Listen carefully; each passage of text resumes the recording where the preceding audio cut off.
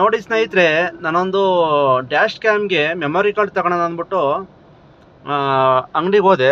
128GB. First ಅಂಗಡಿಗೆ ಹೋದೆ, ಎಷ್ಟು ಅಂತ ಕೇಳಿದ್ರೆ 1600 ಅಂತ ಅಂದರು. ನಾನು ಆಲ್ರೆಡಿ ಮೊಬೈಲಲ್ಲಿ ಚೆಕ್ ಮಾಡ್ಕೊಂಡಿದ್ದೆ ಆನ್ಲೈನಲ್ಲಿ ಎಷ್ಟು ಅಂತ, ಪ್ರೈಸ್ ಎಷ್ಟಿರ್ಬೋದು ಅಂತ.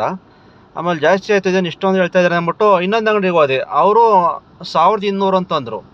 ಅಲ್ಲೂ ಜಾಸ್ತಿ ಹೇಳ್ತಾ ಇದ್ದಾರೆ ಅಂತ ಗೊತ್ತಾಯಿತು. ನೆಕ್ಸ್ಟ್ ಇನ್ನೊಂದು ಅಂಗಡಿಗೆ ಹೋದೆ, ಅಲ್ಲಿ ಬರೀ ಕರೆಕ್ಟಾಗಿ 800 ರೂಪಾಯಿಗೆ ಇದು 128GB ಮೆಮೊರಿ ಕಾರ್ಡ್ನ 800 ರೂಪಾಯಿ ಅಂದರು. ಅಂದರೆ ಆನ್ಲೈನಲ್ಲೂ ಅಷ್ಟೇ ಇತ್ತು. ನಾನು ಏನು ಹೇಳ್ತೀನಿ ಇದರಿಂದ ಅಂದರೆ, ನಾವು ಎಷ್ಟೋ ಸಲ ಈ ಥರ ಯಾಮಾರ್ಬಿಡ್ತೀವಿ ಗೊತ್ತಿಲ್ದಲೇ.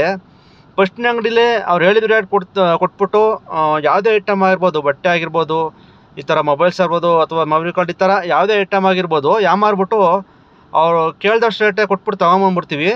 ಈ ಥರ ಮಾಡೋಕ್ಕೆ ಹೋಗ್ಬಾರ್ದು. ಯಾಕೆಂದರೆ ಒಂದು 2-3 ಅಂಗಡಿನ ವಿಚಾರಿಸ್ಬೇಕು. ಯಾಕೆಂದರೆ ಒಂದೊಂದು ಅಂಗಡಿ ಒಂದೊಂದು ಥರ ಮಾರ್ಜಿನ್ ಇಕ್ಬಿಟ್ಟು ವ್ಯಾಪಾರ ಮಾಡ್ತಾ ಇರ್ತಾರೆ ಲಾಭನ.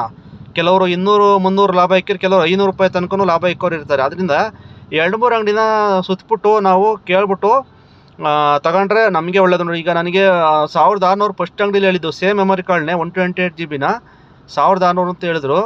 ಇದು ಈಗ ಮೂರನೇ ಅಂಗಡಿಲಿ ಬರೀ 800 ರೂಪಾಯಿಗೆ ಸಿಕ್ತು, ಸೇಮ್ ಮೆಮೊರಿ ಕಾರ್ಡೇ. ಈ ಥರ ಡಬಲ್ ರೇಟ್ ಹೇಳಿದ್ರು. ಅದರಿಂದ ನೀವು ಯಾರೇ ಆದ್ರೂ ಕೂಡ ಅಷ್ಟೇ, ಯಾವುದೇ ಐಟಮ್ ತಗೋಬೇಕಾದ್ರೂ ಒಂದು 2-3 ಕಡೆ ವಿಚಾರಿಸ್ಬಿಟ್ಟು ತಗೊಂಡ್ರೆ ನಿಮಗೆ ಒಳ್ಳೆಯದು.